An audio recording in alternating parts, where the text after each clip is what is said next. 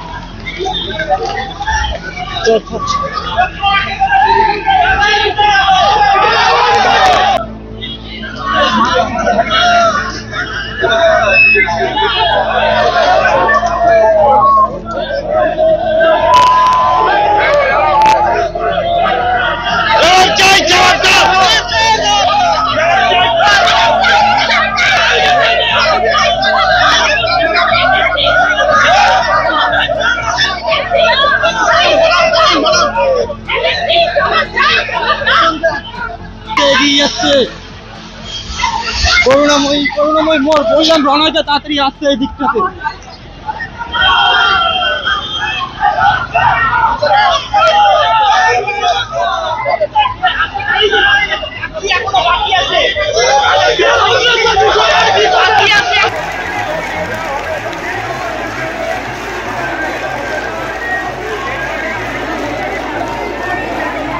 উল্লেখ্য, যোগ্য প্রার্থীদের চাকরি ফিরিয়ে দেওয়ার দাবিতে এদিন করুণাময়ীতে নির্ধারিত নির্ঘণ্ট অনুযায়ী জমায়েত করতে শুরু করেন চাকরিহারারা। প্রায় কয়েক হাজার আন্দোলনকারীরা মিছিল করে এসএসসি ভবনের উদ্দেশ্যে রওনা দিলে তাদের পথ আটকায় প্রশাসন। পুলিশ ব্যারিকেড করে তাদের আটকানোর চেষ্টা করলে সেখানেই পুলিশের সঙ্গে বাধে ধস্তাধস্তি। অবশেষে পুলিশের বাধা অতিক্রম করে ব্যারিকেড ভেঙে এসএসসি ভবনে পৌঁছতে সম্ভব হন আন্দোলনকারীরা। তাদের সামনে রাস্তায় বসে পড়ে রাস্তা অবরোধ করে শুরু হয় বিক্ষোভ। তাদের দাবি, যোগ্য ও অযোগ্যদের লিস্ট প্রকাশ করতে হবে। অযোগ্য কিছু শিক্ষকদের জন্য আজ তাদের মতো যোগ্য শিক্ষকদের এই পরিণতি। এসএসসি ওএমআর শিট প্রকাশ করারও দাবি তোলেন তারা।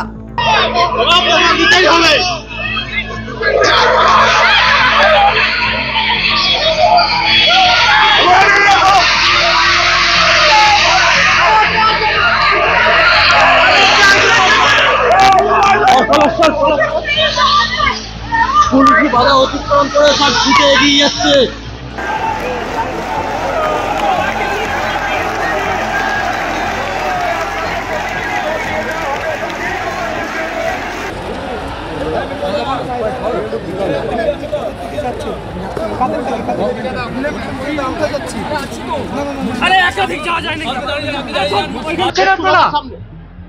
আমরা এখানে এখনো কাউন্টিং কিছু করতে পারিনি। যারা প্রতিনিধি হয়ে যাচ্ছেন তারা কথা বলতে যাচ্ছেন। আমাদের দাবি একটাই থাকবে প্রত্যেকের, এখানে যত যে যায় যার প্রতিনিধি হয়ে যাক, দাবি তো একটাই। আমরা যার জন্য আজকে এই পজিশনে এসেছি তাকে এটা ঠিক করতে হবে, তাকে জবাব দিতে হবে এবং যোগ্য অযোগ্য এই দুটো লিস্ট প্রকাশ করতে হবে। আমরা সেটা জেনেই এখান থেকে যাব। সাংবাদিক বৈঠক করে ওনাকে স্বীকার করতে হবে যে হ্যাঁ ওনাদের ওএমআর কে বলেছেন গাজিয়াবাদের ওএমআর 65B ভ্যালিড। হাইকোর্টের ডিভিশন বেঞ্চ রায় দিয়ে দিয়েছে যে ওএমআর প্রকাশিত হয়েছে সেগুলো ভ্যালিড। তার নাম্বার আর এসএসসি সার্ভারের নাম্বারে আমাদের একদম মিল। অতএব আমরা কোনো অভিযোগ নেই, কিসের জন্য চাকরি হারাবো। হাইকোর্টে এনারা জমা দেননি, এনাদের গাফিলতি, ওনাদেরকে ঠিক করতে হবে, সেই জন্যই তো এখানে এসেছি। উল্লেখ্য, গত মাসে 2016 সালের এসএসসি প্যানেলকে বাতিল ঘোষণা করেছে কলকাতা হাইকোর্ট, যার ফলে চাকরি হারিয়েছেন 25,753 জন শিক্ষক ও শিক্ষাকর্মীরা।